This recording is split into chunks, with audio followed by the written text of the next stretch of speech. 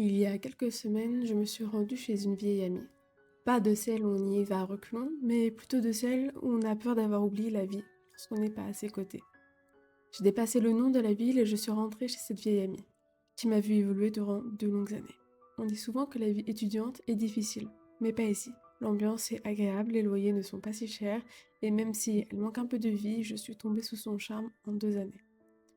Durant ce court week-end, j'ai traversé les pavés puis j'ai descendu les rues pour profiter de la vue. Et puis j'ai rejoint les murailles du château, qui m'ont vu parler des heures, dessiner et imaginer des histoires avec des guerrières et des assassins.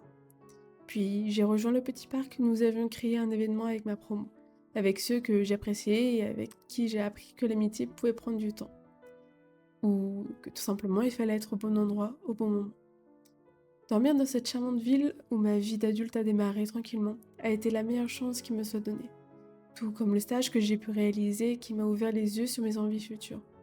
J'ai découvert la culture sous de nouvelles formes, tout comme l'histoire et la beauté dans le passé. Notamment au travers le château, dont je n'ai jamais foulé les pieds, mais dont la prestance m'a envahi de créativité. Sa simple présence m'a aidé à écrire quelques histoires qui me suivent encore quelques années plus tard. Cette ville m'a vu grandir et j'ai été émue de voir qu'elle n'avait pas tant évolué, que son charme se gardait entre les murs de la ville.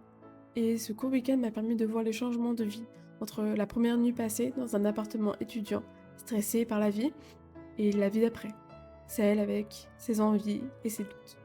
Bref, je suis retournée sur mes pas et ça m'a permis de voir le chemin que j'avais parcouru depuis lors. Alors, merci à cette vieille amie qui m'a permis de grandir.